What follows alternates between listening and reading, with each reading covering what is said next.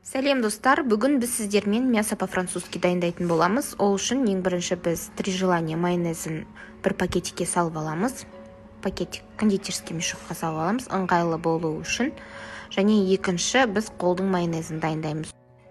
Ол үшін бізге керекті өнімдер жұмыртқа, бір немесе екі жұмыртқа алсаңыз болады. Блендер міндетті түрде қажет. Жұмыртқаның ішіне тұзды, бұрышты саламыз.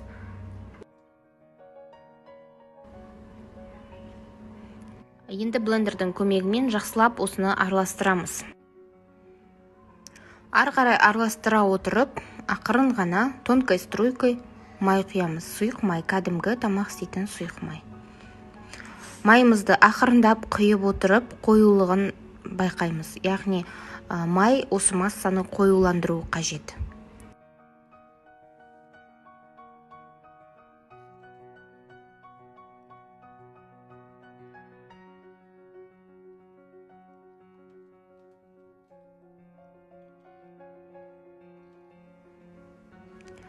Мінекей, массамыз примерно осындай қоюлықта болған кезде, жаңағы айтып өткен чесногым, чесночное масло деп аталынады. Чесночное маслоны, яғни бірде-бір чеснокпен майды араластырып, ыдысқа салып құйып қойған. Мінекей, біздің массамыз жақсылап араласты, және де қоюлығы осындай кәдімгі майонездің массасындай болады. Дайын өнімді кондитерский мешоктың ішіне құйып дайындап қоямыз, себебі кондитерский мешокпен бізге әрбір слойға құю үшін ыңғайлы болғандықтан саламыз. Мінекей, лопатканың көмегімен тазалап құйып аламыз. Менің тағамымның фишкасының бірі ол осы майонездің екі түрінде пайдалану, яғни қолдың майонезін және магазиннің майонезінде пайдалану, ол ерекше дәм береді. Ары қарай майонезімізді дайындап болсақ, етімізді турауға көшеміз. Ет бұл бізде сан еті, сиырдың сан еті, өте жұмсақ, жас малдың еті. Олай болса, біз ең бірінші жақсылап доскамызды қоямыз, және де мякітті бөліп аламыз. Сүйегінен ажыратып аламыз. Мінекей, мякітті алдық, енді прожилкаларынан тазалаймыз, яғни шандыр сіңірлерінен тазалап алып тастаймыз, себебі біздің етіміздің тек мякіттен болуы бізге өте маңызды. Көріп тұрғандағыңыздай пласт етіп турап аламыз. Содан кейін соломка қылып тураймыз. Сол пластты қиғашынан бөліп ұзын-ұзын жіңішке соломка қылып тураймыз. Ол біздің пісуі үшін қолайлы формалардың бірі.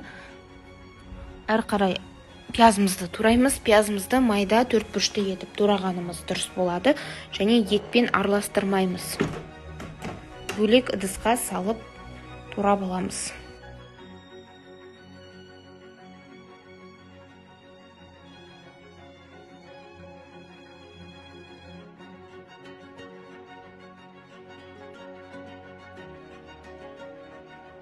Пиязымыздың майдаланып туралуына мән береміз. Міне видеода көріп отырғандарыңыздай ірі ешқандай пияз қалмауы қажет.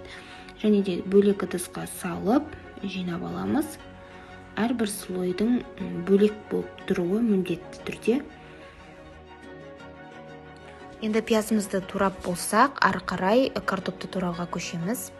Картоптың ортасынан бөліп, өте жіңішке етіп турауымыз қажет, себебі картоптың сортына қарай пісу жылдамдығы әртүрлі болады. Сонымен қатар духовканың өзінде картоптың пісуі ұзарады.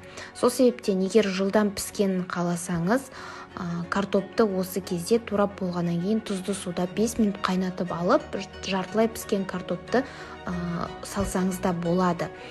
Яғни жылдамдату мақсатында. Ал егер қайнатпаймын десеңіздер, осы видео инструкциямен ары қарай жылжып кете береміз. Енді кезекте біз етімізді маринаттайтын боламыз. Етті маринаттау үшін міндетті түрде сұйық май қажет, себебі қалған ингредиенттердің етке сіңуіне көмектеседі. Содан кейін тұз, жақсылап араластырамыз. Содан кейін бұрыш саламыз.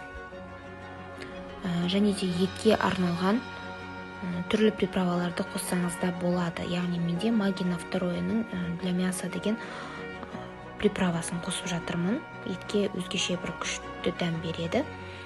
Және де мінекей қолымыздың көмегімен жақсылап сіңдіріп маринаттап аламыз.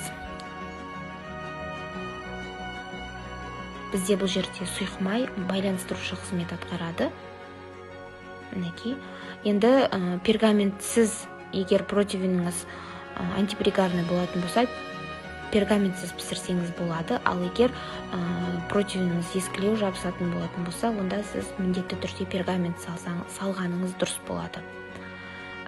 Келесі кезекте енді біз осылай барлығын жақсылап тегістеп алғаннан кейін, ешқандай да төмен қарай тесіксіз барлығы біркелкі болып тұрғаннан кейін, мінекей магазиннің 3 желаниесінің басын кесіп, осылай барлығын біркелкі етіп жағып шығамыз. Содан кейін қолдың майонезін жағып шығамыз.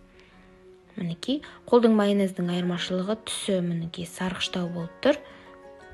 Түрінен айырмашылығы, ал дәмінен ол мүлдем басқаша натуральный майонез болып есептелінеді. Содан кейінгі слой ол пиязды слой. Пиязды етпен араластырмаймыз, майонездің үстіне тоже біркелкі слой етіп төсеп шығамыз. Мінекей пиязымызды тегістейміз, әдемілеп. Содан кейін картобымызды тұздаймыз. Яғни картоп, туралған картоп, тұзы суда қайнатсаңыз, тағы да кішкене тұздап жіберсеңіз дұрыс болады, себебі тұзы сумен бірге кетеді кішкене сіңгенімен, ал егер қайнатпаймын десеңіз, кәдімгідей картопты тұздайсыз. Қалыпты жағдайдағыдай. Одан кейін пияздың үстіне майонезді қосып, содан кейін барып картопты слойды бастаймыз. Картоптың барлығын тегістеп, бірден көп емес, жаңағыдай біркелкі етіп тегістеп шығамыз. Картопымыз уже тұздалған, сол себептен ешқайда тұз қоспаймыз. Пиязды қабатта ғана, тұз жоқ бұл жерде. Етіміз де тұздалды, картопымыз да тұздалды, сол себептен артық тұзды қосудың қажеті жоқ. Енді осы картопты слойдың үстіне қайтадан майонез төсейміз.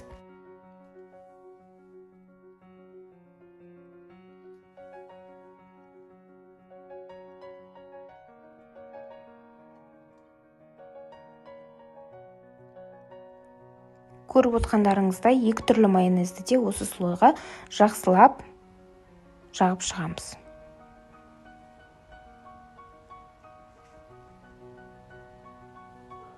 Енді духовкаға 200 градуста 40-50 минутқа картопымыздың пісуіне қарай қоямыз.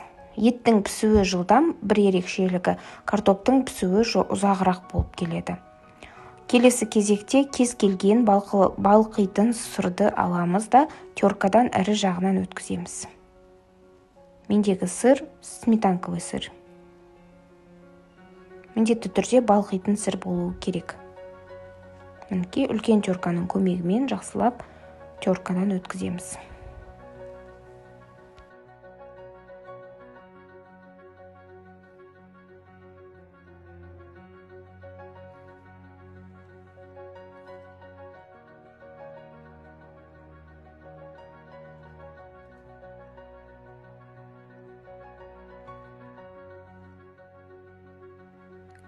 Мінекей біздің сырымыз дайын. Енді тағамымыз 50 минуттан кейін шықты. Тағамның піскен-піспегендігін біз картоптың қаттылығымен білсек болады. Себебі ет біздің ең астында ол пияздың соғы бөлінеді, өзінің соғы бөлінеді, солай жылдан пісіп кетеді де, картоп бетінде тұрғандықтан пісуі сәл ұзағырақ болады. Сол себептен міндетті түрде тексеру үшін картопты жеп көруіңіз керек.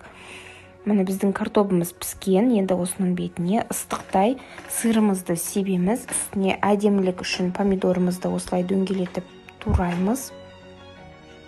Және де қайтадан 10-15 минутқа сырымыз еріп кеткенше духовканың ішіне саламыз. Сырдың еріп, күйіп кетпеуі керек, тек ерігені бізге маңызды және туралу үшін созылып өте әдемі болады.